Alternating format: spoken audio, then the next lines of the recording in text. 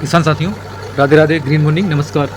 साथियों, ये आप देख पा रहे हैं हमारे दूसरे वाले फार्म हाउस में, इसमें धान की पराली को सुपर सीडर के माध्यम से कितनी अच्छी तरीके से मिट्टी में मिलाया जा रहा है और साथ में गेहूं की बुआई भी हो रही है। इसके पहले किसान साथियों, हम जब धान की हार्वेस्टिंग कंबाइन हार्वेस्टर से करवाते थे, उसके बाद हम इसमें हैरो चलाते थे और हैरो के बाद हम सुपर सीडर से गेहूँ की बिजाई करवाते थे। इस बार हमने ट्रायल के रूप में सीधे सुपर सीडर का प्रयोग किया है, बिना किसी जुताई के, डायरेक्ट। इससे किसान साथियों क्या होता है, हमारे जो बीज की मात्रा है उसमें बचत होती है।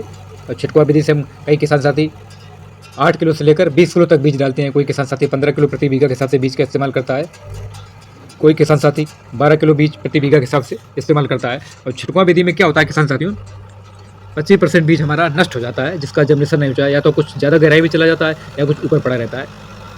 इस तरह सीधी सुपर सीडर से बिजाई के माध्यम से हमारे जो सीड है उसकी मात्रा कम लगती है और लगभग 99% जमाव होता है। कहीं की जमाव नहीं होता है, ये स्थिति उस समय उत्पन्न होती है किसान साथियों, कहीं बीच बीच में खेत हमारा हल्का सा 19-20 ऊपर नीचे या ऊंचा खाली होता है, तो वहाँ पर थोड़ा मॉइस्चर यानी कि नमी थोड़ी सी कम हो जाती है, तब इस प्रकार की स्थिति पैदा होती है कि हमारा जर्मिनेशन नहीं हो पाता है। वैसे इसमें लगभग आमतौर पर 100% जमाव होता है। तो किसान साथियों, साइंटिफिक रीजन ये कहता है, जो हमारे प्रगतिशील किसानों का उनका कहना है या मानना है, कि जितना हम खेतों से अनाज लेते हैं, यानी 1 बीघा में हम यदि 4 कुंटल अनाज लेते हैं, तो हमें उतना ही भोजन बायोमास के रूप में खेतों में देने की आवश्यकता पड़ती है, यदि हम खेत से अच्छा उत्पादन लगातार प्राप्त करना चाहते हैं। क्योंकि हम अच्छा उत्पादन तो प्राप्त करना चाहते हैं और खेतों में हम किसी प्रकार का बायोमास नहीं छोड़ते हैं, उसको हम या तो जला देते हैं या नष्ट कर देते हैं। क्योंकि हमारी आदत पड़ी हुई यूरिया DAP डालने की, यूरिया DAP डालने से हमारे खेतों की उर्वरा शक्ति लगातार नष्ट हो रही है। तो किसान साथियों, इसी क्रम में हमने आपको जानकारी देने के लिए कि आप भी इस तरह से अपने धान काटने के बाद पुआल का सही से प्रबंधन करें और इस तरह सीधी बिजाई बहुत ही आसानी से करा सकते हैं। इसमें आपका श्रम भी कम होगा, मेहनत भी कम पड़ेगी और खर्चा भी कम आएगा। जो आपको 2 बार जुताई करानी पड़ती है, वो आपका 1 बार में ही काम हो जाएगा और जर्मिनेशन बहुत अच्छा होगा। और ये जब आप पहला पानी देंगे और यूरिया के साथ में, तब आप ये प्याल है लगभग दूसरे पानी तक पूरी तरह ख़त्म हो जाएगी। और ये आपके लिए जो गेहूँ के बीजों द्वारा पौधे निकलेंगे, उनके लिए पोषण का काम करेगा, ये बायोमास का काम करेगा, सड़ेगा। और जब इसमें हम किसी प्रकार का कल्चर चलाएंगे या जीवामृत चलाएं या अन्य कल्चर हम चलाते हैं, जिस किसान के पास जो भी कल्चर उपलब्ध हो, पानी के साथ चलाता है, तो उनके लिए यह जो बायोमास है, धान का पुआल, ये भोजन का काम करेगा। तो हमें अलग से भोजन देने की आवश्यकता नहीं पड़ेगी।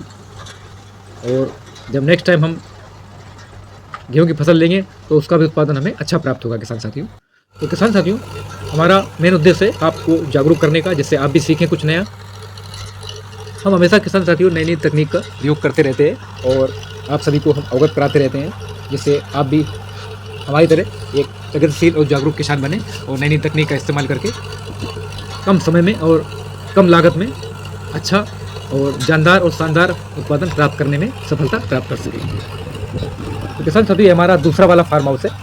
पहले वाले फार्म हाउस में हम बुआई इससे पहले कर चुके हैं, उसका वीडियो भी हमने डाल दिया है। अब हमारे चैनल में विजिट करके संपूर्ण वीडियो को बहुत ही आसानी से देख सकते हैं। तो किसान साथियों, आप भी अपनी धान के पुआल में आग न लगाकर उसको सुपर सीडर से बुआई करें, या फिर आप उसमें हैरो भी चला सकते हैं, इसके बाद सुपर सीडर लगा सकते हैं।